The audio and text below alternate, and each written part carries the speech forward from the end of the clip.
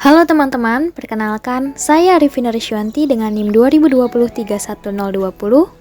Saya merupakan mahasiswi ITPLN, Prodi S1 Teknik Informatika.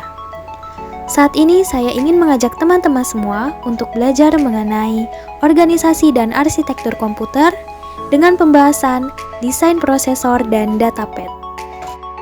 Sudah siap belajar bersama? Ayo kita mulai! Yang pertama, mengenai fungsi prosesor. Sebelum kita mengetahui fungsinya, kita harus mengetahui dulu nih, apa sih prosesor itu?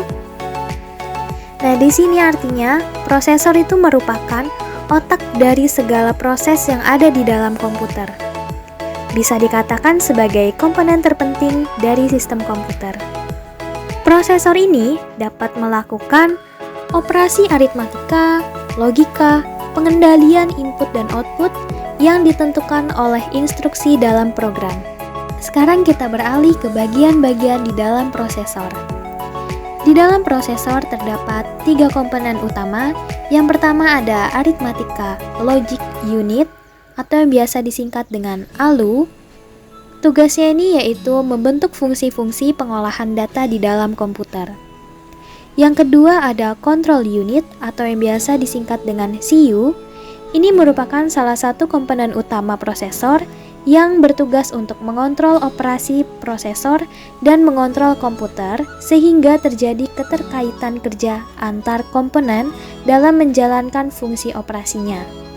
Dan yang ketiga yaitu ada memory unit atau yang biasa disingkat dengan MU. Ini menjadi alat penyimpanan kecil yang memiliki kecepatan akses yang sangat tinggi. Sekarang, apa sih tujuan dari desain prosesor itu? Nah, ternyata awal tujuan dari desain prosesor ini adalah untuk mempertemukan kebutuhan set instruksi dengan melibatkan hardware yang tepat agar semua makro operasi dieksekusi secara akurat seperti pada setiap persyaratan instruksi. Nah, di sini peran desainer harus mempertimbangkan faktor-faktor lainnya yang bertanggung jawab sukses atau gagalnya sebuah prosesor di pasar komersial.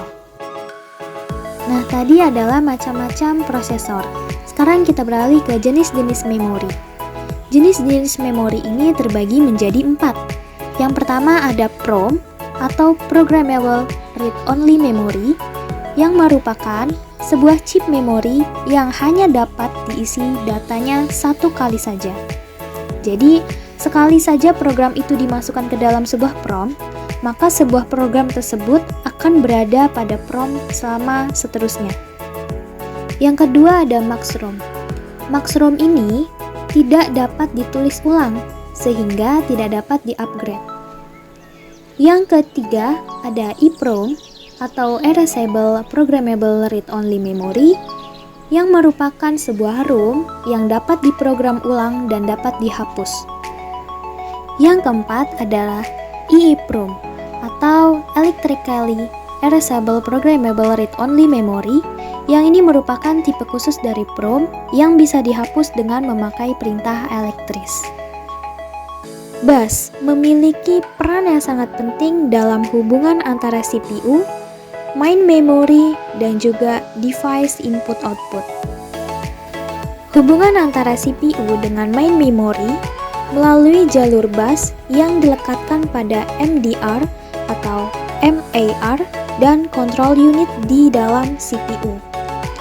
Sedangkan bus yang menghubungkan CPU dengan device input-output tidak dilekatkan langsung ke device-device input-output tersebut, melainkan melalui suatu input-output port atau DMA controller atau input-output channel.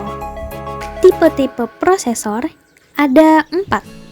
Yang pertama ada uniprosesor, di mana merupakan sebuah prosesor tunggal di dalam CPU yang dapat bekerja sama secara berurutan pada satu tugas dalam satu waktu. Yang kedua, ada multiprosesor, merupakan kemampuan pemrosesan komputer yang dilakukan secara serentak. Ya, hal ini kemungkinan dengan adanya 2 CPU atau lebih dalam sebuah sistem komputer. Yang ketiga ada array prosesor yang merupakan kumpulan prosesor sejenis yang saling dihubungkan dan beroperasi secara serentak, seringkali di bawah kontrol prosesor pusat.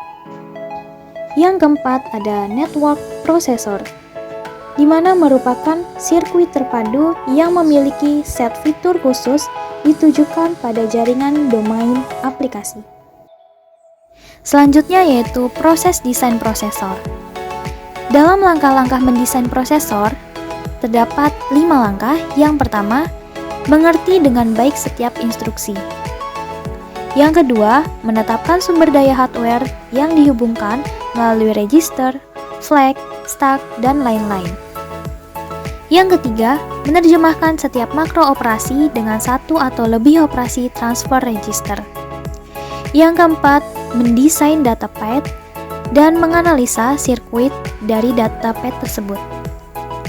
Yang kelima, mengaktifkan titik-titik kontrol. Lalu ada juga nih yang namanya mikrooperasi. Mikrooperasi terbagi menjadi 2. Ada mikrooperasi transfer register dan mikrooperasi aritmatika. Di mana mikrooperasi transfer register ini akan menyalin isi salah satu register ke register lain tanpa mengubah isi dari sumbernya. Sedangkan mikrooperasi aritmatika akan melakukan operasi aritmatika pada data dalam register. Misalnya, penjumlahan, pengurangan, increment, decrement, dan pergeseran adalah mikrooperasi yang umum. Berikutnya ada bahasa transfer register, di mana bahasa transfer register ini akan melakukan hal-hal sebagai berikut. Yang pertama ada register instruksi, menyimpan instruksi saat akan dieksekusi. Yang kedua, program counter atau PC menyimpan alamat instruksi berikutnya yang akan diambil. Yang ketiga, memory address register, yaitu merupakan register yang menyimpan alamat memori dari mana data yang akan diambil ke CPU atau alamat untuk data yang akan dikirim dan disimpan. Yang keempat, memory data register merupakan daftar dari unit kontrol komputer yang berisi data yang akan disimpan dalam penyimpanan komputer. Misalnya seperti RAM, atau bisa juga data setelah mengambil dari penyimpanan komputer. Yang kelima, register yang dapat dibaca dan ditulis oleh software. Yang keenam, jumlah register memiliki tujuan umum pada prosesor yang diberikan dapat bervariasi. Namun, secara umum, ukuran file register secara substansial lebih kecil dari change. Setelah kita mempelajari desain prosesor, sekarang kita akan mempelajari organisasi datapad. Apa ya organisasi datapad itu? Jika pengertian dari organisasi itu adalah sebuah sekumpulan atau kumpulan dari beberapa objek. Sedangkan datapad itu merupakan register. Jadi, kalau digabungkan, organisasi datapad itu merupakan sekumpulan dari register yang terdiri dari register tambahan ataupun register penghubung. Nah, organisasi datapad ini memiliki fungsi, yaitu sebagai register tambahan dan register penghubung yang diperlukan dalam proses pengeksekusian suatu instruksi, yang termasuk dalam set instruksi. Antar muka memori utama, yang pertama, flag mr/w, ini maksudnya dia akan mereset read atau write, jadi dia membaca atau menulis, akan bernilai 1 jika prosesor melakukan operasi tulis memori, sedangkan akan bernilai 0 jika prosesor melakukan operasi baca memori. Yang kedua ada flag SMMA, yaitu artinya dia akan men-set awal main memory akses flag-nya. Dia akan bernilai 1 jika operasi memori dalam progres dan akan bernilai 0 jika tidak ada operasi memori dalam progres. Yang terakhir ada MAR. MAR ini merupakan singkatan dari memory address register. Maka dia akan menempatkan alamat ke dalam memori, alamat memorinya. Selanjutnya adalah langkah-langkah operasi pembacaan memori oleh prosesor. Yang pertama, menempatkan alamat memori ke dalam MAR atau Memory Address Register. Yang kedua, mereset flip-flop memori baca tulis menuju ke memori baca.